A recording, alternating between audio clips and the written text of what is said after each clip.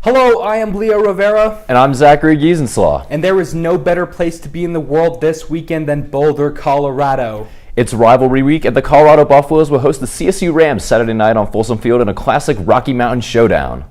Before that, we take a deep look on everything you need to know going into the weekend here on ScoBuff Sports, starting with what we saw last weekend. And it's not go big red, it's go home big red, because the Huskers have been humbled here in Boulder as Colorado wins 36-14 over the Huskers. And Coach Prime of the Buffaloes, number 22 in the country, improved to 2-0 with Colorado State coming into Saturday night. Buffs fans have been waiting for 11 months to hear those words at home. On its 100th anniversary, the Colorado Buffaloes beat the Nebraska Huskers 36-14 here inside Folsom Field. Between the renewed rivalry and the amazing game that Colorado put up against TCU just this last weekend, fans showed up and showed out. And man, they did not disappoint when they created an atmosphere unlike anything we've ever seen here before. The game got off to a slow start with the first quarter remaining scoreless. It wasn't until 10 minutes in when Colorado was within 40 yards that Jace Feely was able to put up a good field goal attempt. That put Colorado up on the board first. Just a few minutes later, Cameron Simon Craig intercepted a Jeff Sims pass which put Colorado at the Nebraska 30. Shedeur Sanders then threw a deep right pass which secured a 30-yard touchdown for Colorado. The Huskers were able to put themselves up on that scoreboard early in the third, which Colorado only answered shortly after. In the final 15 minutes of the game, the Buffs put up 2 more touchdowns, which just added yet another tally to their win column. Fans began to rush the field with 1 second left on the clock. Thousands of students and alumni alike crowded the Buffalo at the 50 and celebrated the first home win of the season. Shedeur Sanders had yet another amazing game with 393 passing yards. Shedeur Sanders marked 2 passing touchdowns as well as marked his first rushing touchdown of the season. Another Buffalo that showed up was Xavier Weaver, who had 170 yards. Xavier Weaver marked down 10 receptions as well as 1 touchdown. Earlier this year, onlookers expressed their doubts about Colorado's daunting schedule, yet the Buffs have shut down those uncertainties.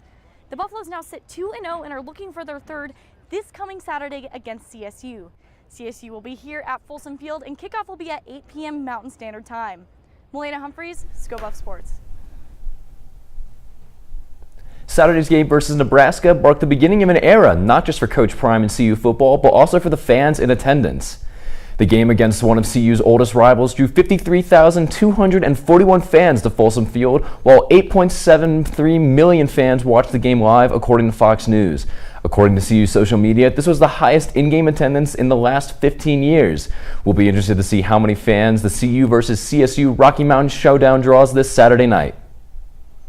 After a dominant performance against Nebraska last weekend, left tackle Jared Christian Littnahan was named the Pac-12 Offensive Lineman of the Week. Notably, he's been anchoring the pass pro, allowing only a single pressure on 55 snaps against Nebraska. Tank, as they call him, is off to a fire start this season and is an important piece on that offense. Impressive play from the big man and an impressive honor as well.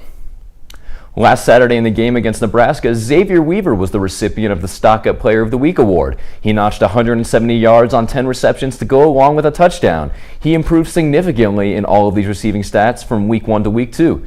His touchdown was a crucial one as it happened when it was still a 1-possession game in the second half and was the start of 4 straight scoring drives. In case you don't already understand how good Buffs quarterback Shedeur Sanders is, I'm pleased to tell you that he has won his 2nd Manning Award of the season. The Manning Award is a weekly award created in 2004 by the All-State Sugar Bowl. It names the best 8 stars of college football every week. Besides winning it this week, Sanders was also one of the only 2 quarterbacks to be on the list last week. He continues to rack up notoriety for his outstanding performances in his debut FBS season. That wasn't the only story involving Shedeur this week, though, as comments stemming from an incident that occurred at midfield before Saturday's Nebraska game drew many headlines. The incident consisted of the entire Nebraska team, led by Coach Matt Roll, standing on the midfield logo prior to pregame warm-ups. Shedeur took exception to this and attempted to break up the gathering, leading to a mild exchange between the Buffs quarterback and Nebraska players. After the game, Shedeur talked about the personal nature of the Nebraska rivalry, along with some of Roll's comments about his dad, Coach Prime. This past offseason, take a listen. It was extremely personal. We go out there, warm up. You got the head coach for the other team trying to stand in the middle of the buff. Like, it's okay if like, some couple players do it. It's fine, you know. Like, just enjoy the scenery, but when you got the whole team trying to disrespect it, then I'm not going for that at all. So I went in there and disrupted it. So they knew off rip, like, nah, the Buffaloes mean a lot to me. And personally, that's what I was saying pregame, and that's when I knew it was just extreme disrespect. And that's why it was the coach said a lot of things about my pops, about the program, but now that he want to act nice, I don't respect that, because you hating on another man, you shouldn't do that. So it was just all respect was gone for them in their program. Now I like playing against their DC, I like playing against them, but the respect level it ain't there because you disrespected us first. In response, Coach Rule claimed that he's never disrespected an opponent and that the gathering on the logo was a team prayer that he asked Shedeur to join, to which the QB allegedly declined. However, field-side witnesses say otherwise, claiming that there was no team prayer whatsoever. No matter who's telling the truth, though, it's great to see that the Colorado-Nebraska rivalry is back in full force. After their blowout win against rival Nebraska, the football team moved up to the number 18 spot in the AP polls. The last time Colorado was ranked this high was back in 2016, when the team finished their season at the 17th spot. This has been a dream start to the season for the Buffaloes as they remain undefeated entering Week 3. The team will look to improve their rankings even further when they face in-state rival Colorado State this Saturday. The football team enters the week ranked number 18 in the AP poll, although they were not alone. The Buffs were accompanied by 7 other Pac-12 schools to mark a new record of 8 ranked teams representing the conference. The record outshining last year's high of 6 ranked teams. Week 3 of the AP poll has USC moving up to spot number 5, Washington staying steady at 8, Utah still at 12, Oregon right behind them at 13, and Oregon State remaining at 16. However, moving forward into the rankings, we have Washington at 23 and UCLA rolling in at 24. It's been quite the impressive week for what is the last true season of the Pac-12. And the Pac-12 lawsuit continues to heat up as Whitman County Judge Gary Libey has granted Washington State and Oregon State's request for a temporary restraining order. The judge has not yet ruled on the merits of Washington State and Oregon State's arguments that there are only 2 members with rights to be stakeholders in the conference. But he has stepped into delay proceedings within the conference. This action prevents the Pac-12 members from convening for board meetings, as the remaining members of the so-called Pac-2 hope to prevent the departing members of the conference, including our very own Buffs, from making decisions on behalf of the Pac-12 organization. This comes after 10 members of the conference have announced their intentions to leave the conference following the 2023 year. In his ruling, Judge Libey said that the bylaws of the conference unambiguously declare that the members lose decision-making powers if they announce their intent to depart before August 1st, 2024. The decision has already impacted the bureaucratic happenings of the conference, as a board meeting scheduled for the past Wednesday could not take place under the new restraining order. It will definitely be interesting to see how this matter unfolds in the coming months.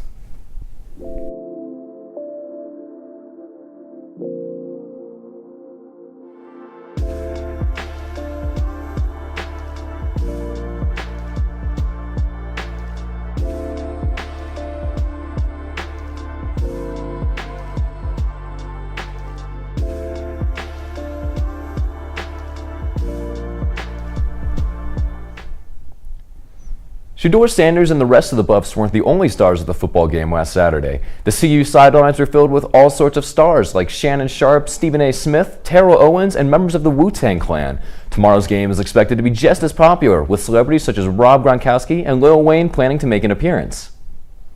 Speaking of stars, 4-star recruits Trent Perry, Sebastian Rankick, and Dorian Onwuchekwa were in attendance for the historic beatdown after Fox cameras caught the young Hoopers hanging out with Colorado basketball legends Derek White and Spencer Dinwiddie. Twitter users raved about the Prime effect making its way to other sports, and with Cody Williams and star-studded cast joining the experienced Boulder squad this winter, recruit interest in Colorado's basketball program is reaching an all-time high. Well, Onwuchekwa enjoyed what he saw so much that he took a page out of Coach Prime's book and said, "We coming." The 2024 6'10" center verbally committed to the University of Colorado this past Monday, announcing the decision on his Instagram. The number 11 recruit in the state of Texas averaged a double-double as junior last season amid the school's third straight title run in the 3 years he has been there. With Otchwega already on board, don't be surprised to see Perry and Rankick follow the big man to the home of the Flatirons. For the first time since 1996, College Game Day makes its way back to Boulder, Colorado. College Game Day goes to the biggest game in the country every week to analyze and make their predictions. They also have a guest picker every week, with this week's being none other than the People's Champ, Dwayne "The Rock" Johnson. Big Noon will also be back for their third straight week covering Deion Sanders and the Colorado Buffaloes. Rob Gronkowski and Lil Wayne will be on Big Noon tomorrow from 7 a.m. to 10 a.m., and Lil Wayne's going to be doing a live show is what I've been hearing. ESPN was also on campus earlier today for Shannon Sharp and Stephen A. Smith's First Take. The Pat McAfee Show and Sports Center were also there as well. All eyes are on Boulder this weekend. Malaina Humphreys was there live. I am currently out here on the business field, and behind me you can see an array of Home Depot signs, scaffolding, as well as crowd gates as ESPN's crew prepares for the Game Day show tomorrow afternoon. For the last 24 hours, ESPN crew members have been building this set in preparation for Saturday. This is the first time ESPN's College Game Day has returned since 1996. CU Boulder's campus is booming with attention from 60 Minutes, First Take, and Fox's Big Noon Kickoff, which has taken residence on Farron Field for the second week in a row and is featuring the Buffs for the third week in a row. They are expecting thousands of fans in attendance tomorrow, and make sure to bring your signs. Tag us on our socials and we'll post the best signs that we see. The in-state rivalry hype is in full swing, and odds makers are expecting a blowout, but we can't wait to hear who Game Day pickers and special guest Dwayne "The Rock" Johnson choose for the winning of the Rocky Mountain Showdown. Live from the business field, Malaina Humphreys, Scope Up Sports. September 16, 2023 has been on both the University of Colorado and Colorado State's calendar for over a year now, as this is the first Rocky Mountain Showdown game between the two schools since the COVID-19 pandemic began. The two were slated to face each other for their annual matchup in the fall of 2020 before the NCAA restricted all football games to within conferences. The rivalry game was revived for this fall, this time being held here at Folsom Field. Since 2010, both colleges agreed to play at Empower Field at Mile High, home of the Denver Broncos. However, the athletic directors for both schools considered scrapping the idea well before COVID even started. The annual rivalry game was started all the way in 1893 at Gamble Field in Boulder, back when Colorado State was known as the Colorado Agricultural College Aggies.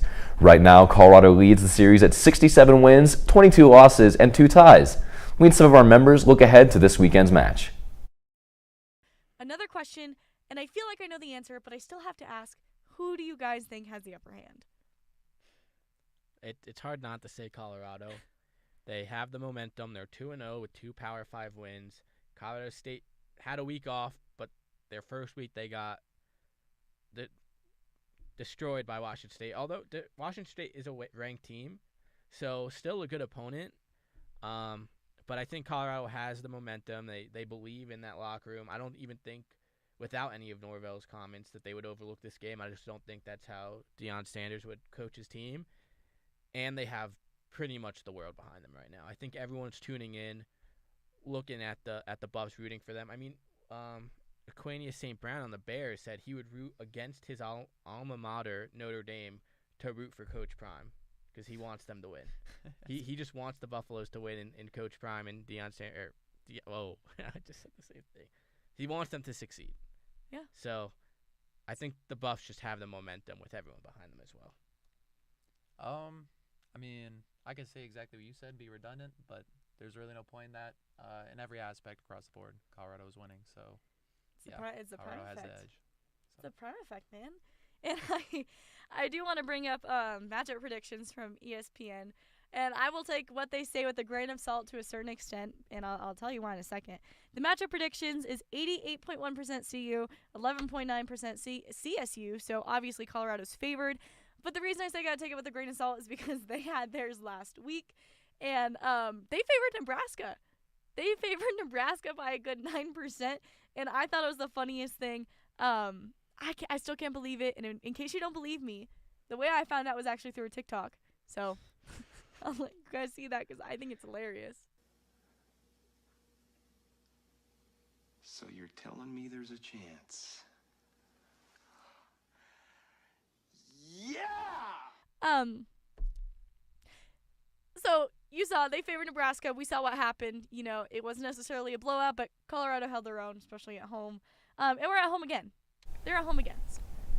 You can check out the rest of the preview on our YouTube channel. It wouldn't be a rivalry matchup without some drama. We had Talus Schreiber break down the beef. What's up, Buff fans? I'm Talus Schreiber giving this week's edition of Buff Banter. Buff Nation, it's Rocky Mountain Showdown week. That means our peaceful rivalry with the Colorado State Rams gets put to the test. Wrong! It's rivalry time and the Rams have been bah-ha-ha-ha-ing their mouths away. Head coach Jay Norvell said this on his show Wednesday night. I sat down with ESPN today, and I don't care if they hear it in Boulder. I told them I took my hat off and I took my glasses off, and I said, when I talk to grown-ups, I take my hat and my glasses off. That's what my mother taught me. So, you know, Coach Prime doesn't take these jabs lightly. He responded at practice on Thursday stating, "Yes, sir. I'm minding my own business, watching some film, trying to get ready, trying to get out here and be the best coach I could be. And I look up and I read some bull junk that Dan said about us. Talk to us. Once again, talk to us. Why would you want to talk about us when we don't talk about nobody? All we do is go out here, work our butts off, and do our job on Saturday. But when they give us ammunition, they done messed around and made it what? It was just going to be a good game. They done messed around and made it personal. It was going to be a great test, a battle of Colorado, but they done messed around and made it personal. that's right, this is personal. Say it at home with me, Buffs. Now, it's personal. You know, this whole rivalry reminds me of that one time where I hit a ram while driving home. That really happened. I promise you it's been reported and everything. I almost lost a lot of money, but you know, anyways, moving on. Even a great world war can't inhibit our ability to stop the Rams, and there is historical evidence to support that. The longest win streak of all time in the series has been a 12-game streak, which, of course, was held by our Buffs between 1934 and 1947. The current win streak stands at 5 games in a row, and I don't have to think to tell you that it is held by Colorado. The last time our Rams beat our Buffs, Peyton Manning was still in town, and Broncos fans still had, well, some respect for their team. That was on 2014. The Rams won 31-17. As herbivores, it's clear that the Rams aren't built to take on a Buffalo. So let's all do our best in supporting our Buffs this weekend as we hope to expand our streak to 6 consecutive victories over CSU. Although it is a night game, the lights are incredibly bright in Boulder, perhaps too light for an animal like a ram. So don't forget to bring your hat and sunglasses. In case you don't remember, the last time we met up was in 2019 where our Buffs destroyed the Rams 52-31. As our first meeting since then, it is obviously very important that we continue to establish our dominance over the Rams. This is also the first meeting for the two teams in Boulder since 2009, so we all know that our Buffs will have the local support. In fact, because of this, it is officially a neutral game site. CSU was allotted tickets to be sold exclusively to their students and fans. However, likely due to prior knowledge that CSU does not even stand a chance this weekend, 300 tickets from Section 214 were given back to us and resold to our students. If CSU fans can't even sell out a section that was exclusively set for them, I don't know how the Rams think they could stand a chance this weekend. Will number 18 Colorado dominate the Rams on the field, sending Cam the Ram and Jay Norvell back to the stable to sulk after being beat by a man with some wicked drip? We'll find out this weekend. And that brings me to the end of this segment. Buff fans, I'm Talus Schreiber. That wraps up this week's edition of Buff Banter. Back to you guys at the desk. All right, Buffs fans, it is that time again. It's this week's trivia question. This week, our 18th ranked Buffaloes take place in the Rocky Mountain Showdown. We would like to know, when was the last time the Rocky Mountain Showdown, including a team that was ranked at the time of the game? I honestly have no idea. Aside from the sporadic rankings we've achieved in the last few years, it's hard to remember when. The last time the showdown took place was 2019, when Mel Tucker was still head coach of the Buffaloes. Mel Tucker, over the past week, has faced a lot of backlash in the media and was suspended by the Michigan State head athletic director on Tuesday, September 12th. This came after allegations of sexual harassment from activist Brenda Tracy. Tracy and Tucker have known each other since 2017. They first met in Boulder when Mel was head coach of CU. The most recent alleged incident happened in Michigan State a year ago. Regardless of what results from these allegations, this sounds like the last we will hear of former Buffs head coach Mel Tucker for quite a while.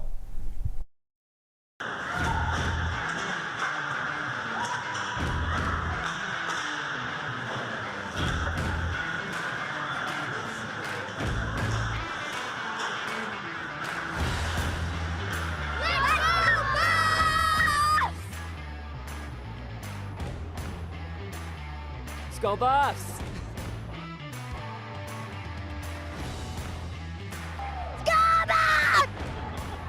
Thank you.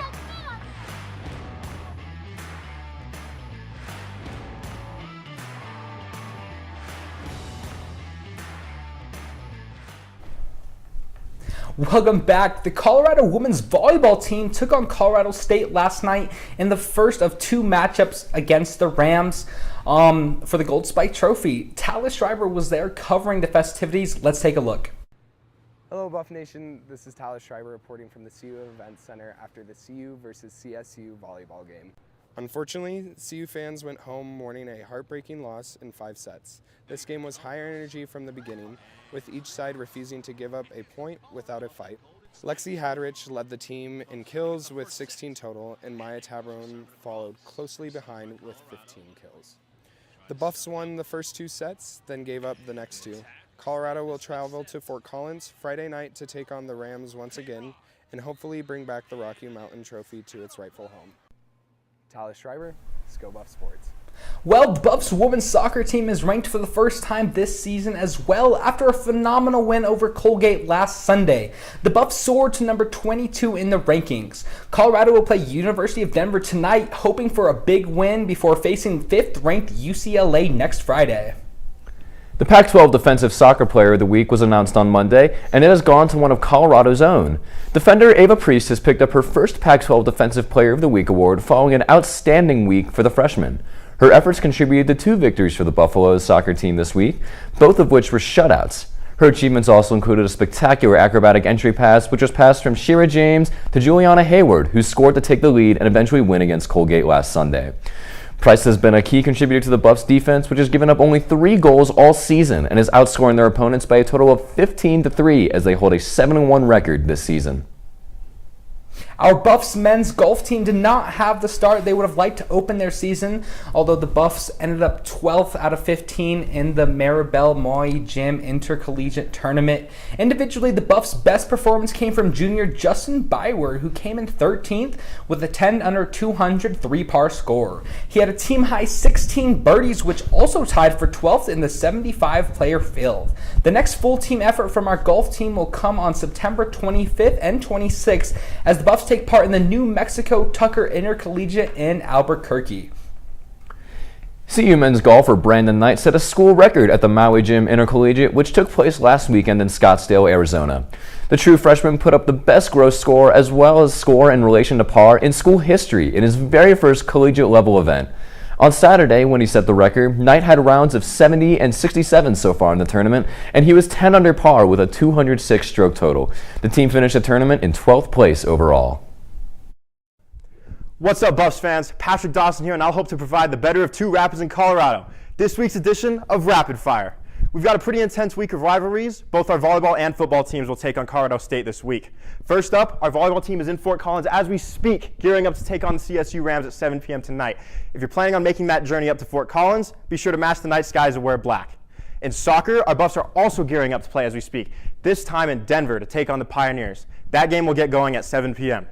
Colorado State's football team will come to Folsom Field this Saturday to take on our Buffs in the first Rocky Mountain Showdown since 2019, and it'll be the first time in Boulder since 2009. Again, if you're in attendance for this game, make sure to wear black, and don't forget your hat and sunglasses as well. That game's an 8 p.m. kickoff, so no need to worry about the sun. And last but not least, our volleyball team comes back to Boulder to take on Denver this Sunday at 2 p.m. Now, I hope I didn't take too much of your time today. This was Patrick Dawson for this week's Rapid Fire. Who's the biggest Buff fan here? Me! That guy. School Buff. Go Buffs, baby! We're all about the Buffs! School Buff. They take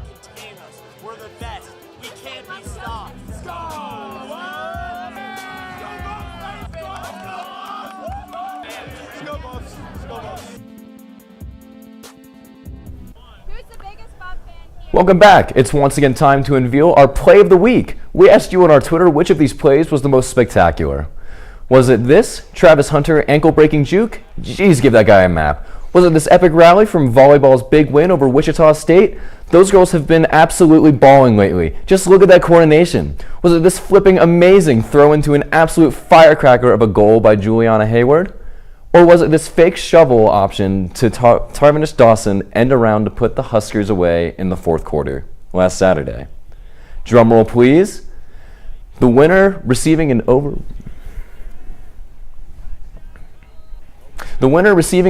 62% of the vote, Juliana Hayward. Ava Price throw-in was just the right place at the right time, making her incredible throw to Shira James, header and straight to Hayward for one dribble and a beautiful sweep of the leg to put the keeper just out of reach. This put the Buffs ahead for good in their big win over Colgate this past Sunday. Buffs fans, earlier this evening we asked you all, when was the last time the Rocky Mountain Showdown included a ranked team? We now have that answer for you. Can we get a drum roll, please? And the answer is August 30th, 2003, Colorado State was ranked 23rd and upset by our Buffaloes by a score of 42-35. Hopefully we can see a repeat of history and witness another Colorado victory over CSU tomorrow evening at Folsom Field. Time for our social media post of the week. After last week's victory over Nebraska, CU football posted that the game ball went to Peggy and Rick George. Peggy had something to say about it. Give me my theme music.